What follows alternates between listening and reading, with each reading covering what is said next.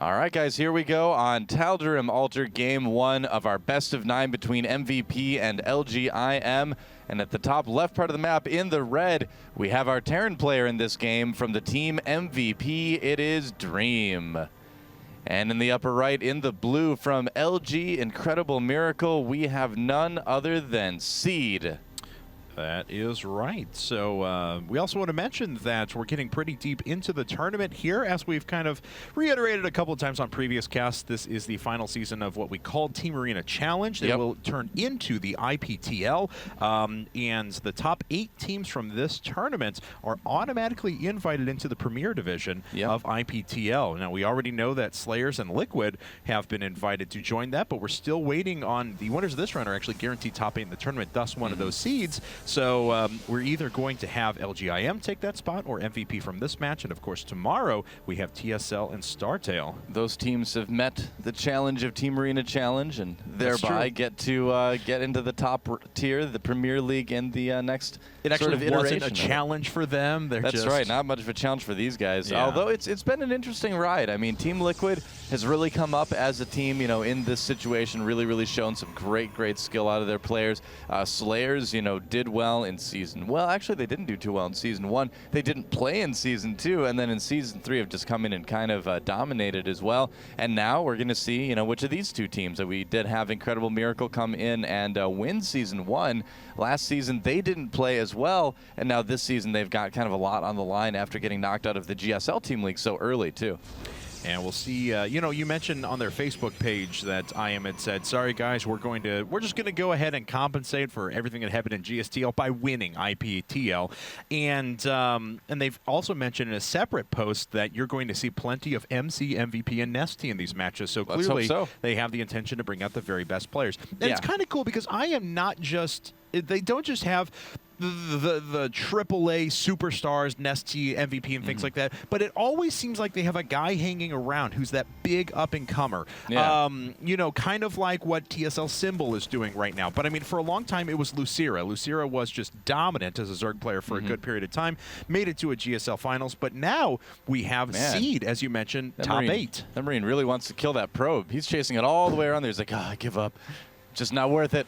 That probe is so lucky. That Marine was just the most bloodthirsty Marine I've ever seen, man. Yeah, no kidding. Chased it a long ways. But, yeah, you're right about IM kind of always having this player that's sort of up and coming. They've never had a player that was in that category really make it to that top-tier level that, like, MVP and Nesty did. I mean, I think a great example of that is Happy as well on Incredible Miracle. Was playing great at the end of last year, did very well in WCG over in Korea, but just never could quite break through to the tip-top, right? So I think, Seed is kind of in that category now. So, where will he go from here? Will he be able to, make it past the round of 8 Code S, or will he kind of fade away a little bit like Happy and Lucira have? Well, the season will be very telling. Looks like Dream, unfortunately, going to have his SCV picked off. Oh, is he going to get in there far enough? Nope. No. Well, actually, I think he would have seen the Nexus had it been constructing. Yeah, he did. So that is actually kind of interesting because that may throw Dream off a little bit.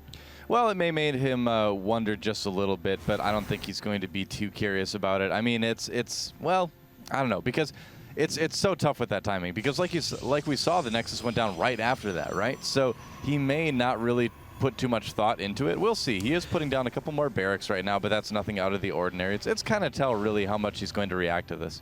Yeah, it's you normally whenever you're putting down that Nexus like that, Seed has to watch out. The Stalker getting very low in health. Dream able to chase that down for quite a while.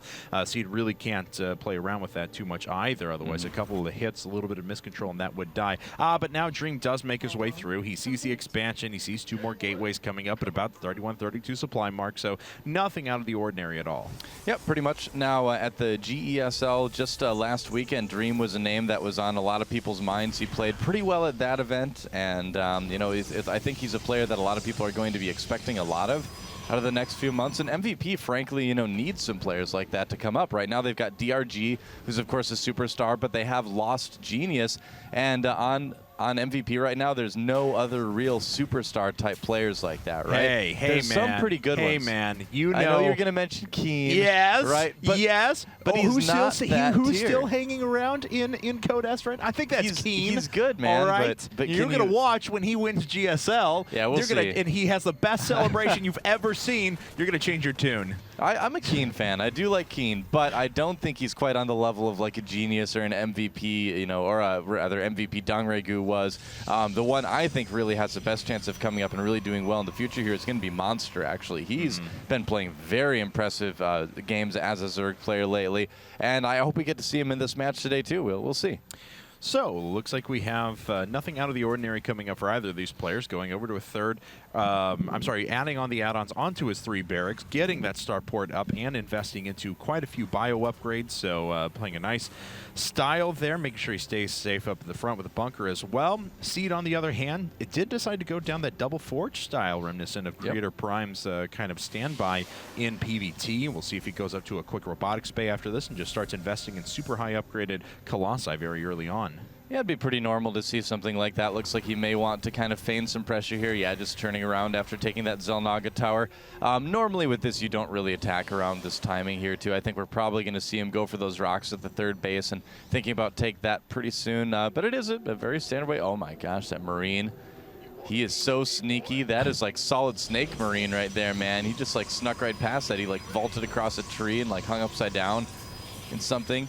Wow. Stimming to get a good scout of everything. Oh, and does he see? He saw everything. Yeah, he saw the Twilight Council warping it. He didn't click on it, but, you know, it's a pretty normal place to put something like that, so Dream might be able to kind of infer from that positioning, you know, just what that was, too. All right, and it looks like Dream's going to move across the map now. He saw Yep. double forge style. We'll see if he decides to strike. He's going to chase down the Stalker a little bit. It will be able to get away. It's not going to die, but it'll take some shield damage.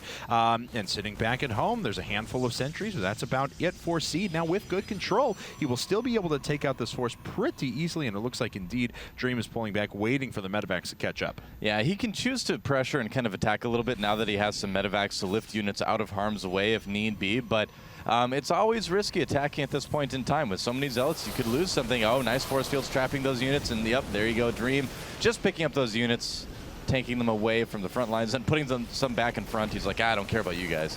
You're going back in front of the force fields. Evidently, and he's actually just going to lose them all. So, unfortunately for him, but he is going to rush him with the rest of the units into kind of a firing squad. He's being very cavalier with these units on the ground. I'm not really sure why, because the Zealots are just trapping everything. This is a really good engagement for Seed so far. He's going to warp in a few reinforcements. That should be enough to hold everything back. Well, this is reminding me a lot of how Marine King's been playing TVP lately, just being hyper aggressive with bio in the early game, sneaking past, trying to just kill off some units, throw off his opponent a little bit, get them to maybe miss out on a little bit of their multitasking, some of their macro here, and it doesn't really hurt Terran all that much. It's honestly like, oh, and he's dropping the main too right now, it looks like. Oh, thinking about it, there were some Stalkers there, so he doesn't, or no, those are not Stalkers, those are Zealots. I was looking at the mini-map, but basically what you can do, it doesn't really take a whole lot to just micro Marines and Marauders back and forth and pressure. Yeah, and he's going to continue to try it. Yeah, a lot of Terrans have been doing this lately. He's still lost an awful lot of units, though. Hoping Seed will pull back that Immortal. Gets the Immortal. Loses the Immortal there, but the vast majority of the bio forces were just slaughtered. I mean, that was a significant supply advantage for Dream, which he had to carry because of how much his opponent was investing in upgrades and infrastructure at this point, but wasn't able really to maintain it through the whole process. So now Seed is sitting with 2-2 well on the way, actually almost finish up when we only see +1 armor now coming up for Dream, and there's the Twilight Council and Robotics Bay. Well, that's the big thing right now, is that the upgrades are going to make a big difference potentially later in the game. The way that Dream is playing it, like I mentioned, is the very common way of playing it these days, where your macro is just so strong that you can afford to throw Marines and Marauders away to kill off important units like Sentries and Immortals and things like that. And as long as you get your medevacs away, that's actually fine. But usually with this type of strategy, we see players like Taja, for instance, get 2 engineering bays with this as well, so he doesn't kind of fall behind on those upgrades. So the way that Dream is doing it, I feel like is almost optimal, but I feel kind of a little bit more uncomfortable due to the fact that he is kind of delaying his upgrades with this. But, you know, we'll see. I mean, this is a very, very strong style. You always have a big army out on the map, and it is a style that can potentially, you know, really surprise Protoss by the amount of damage it can put out.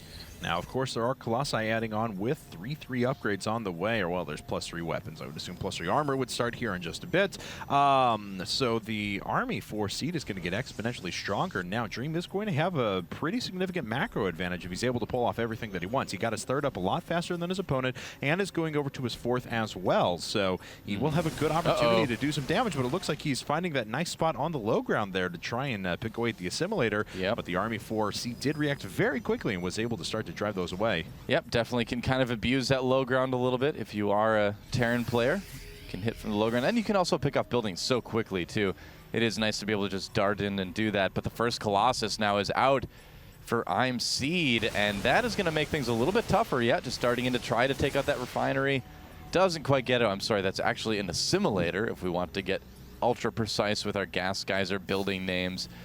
And, you know, here's the big thing. Look at the sheer amount of medevacs that Dream has right now. Not really even worrying about Vikings all that much. He's going to have so much healing that his army's just going to last a very long time. He wants to win the war of attrition. He doesn't want to all out just kind of crush his opponent here. So will he be able to do that? I feel like he should kind of wait to be a little bit aggressive until 2-2 is getting closer to finishes. Does manage to pick off that pylon, but it's a tense moment here in this game, that's for sure. Seed's doing a great thing by making sure this army isn't completely overexposed and keeping his forces split up. He unfortunately does lose the assimilator sitting over at his natural, but the lack of gas is not the biggest drain in the world. He's not investing in Templar right now.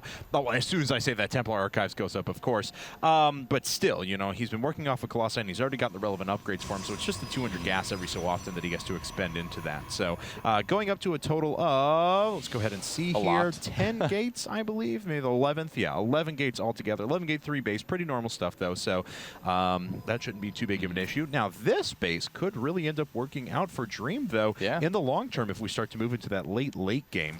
Well, this is definitely that new style of TVP that we're seeing that's just really focused on macro. We can see Ghosts coming out now, but they are coming out a little bit later than we used to see. Remember, we used to see Terran players go for Ghosts pretty fast. You know, usually have some out by around the 10-12 minute mark usually, or at least have the Ghost Academy on the way. But now, you know, we usually see Terran players wait until the 14-minute, maybe 15-16-minute mark to get those Ghosts out. His first couple are just finishing right now. And the trade-off is that you can continue making a lot more cheaper bio units. You can expand faster. And on a map like this, it's an absolutely perfect strategy because Protoss really has a hard time moving out and being aggressive before they get that Templar tech. If you have just Gateway and Colossus, it's actually pretty easy to get surrounded by a nice large Terran bio ball on this map just because the center area is so open.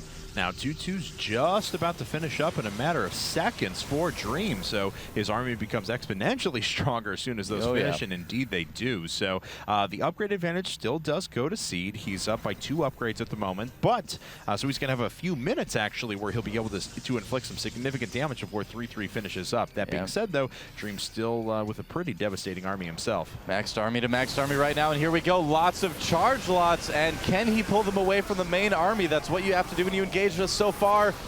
Doing okay. The charge lots melting pretty quickly, but man, that's a lot of damage from those Colossi. Yeah, it really is. In fact, the Colossi, one of them goes down. 2 of them fall, but they have already inflicted their damage, and the rest of the army for Dream is getting pushed back. Yep. Now, normally when you see this kind of fight, you want to watch the supply count right now, because if the Terran's macro is good, a lot of times he'll end up in supply that's very equal to what he started with, but not this time. He's losing a lot of medevacs with this as well, so not the best engagement at all for MVP.Dream. 3-3, not quite out yet. The upgrades definitely helped out Seed.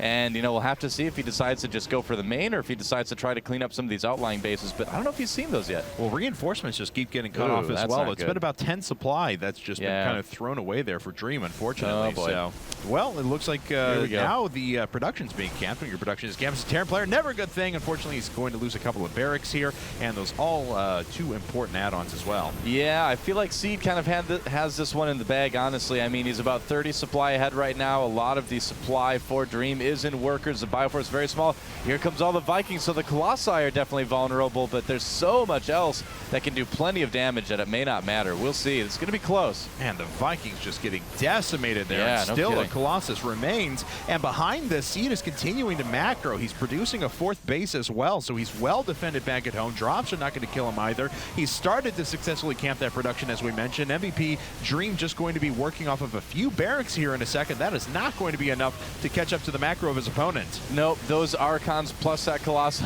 plus the Immortal is really, really going to be difficult to deal with as Terran. I think we're going to see the GG really soon. This is it. So Dream with a good style, but maybe not quite done as optimally as could be. GG. All right, so well done. Incredible Miracle taking game number 1 on the back of SEED there. Yep.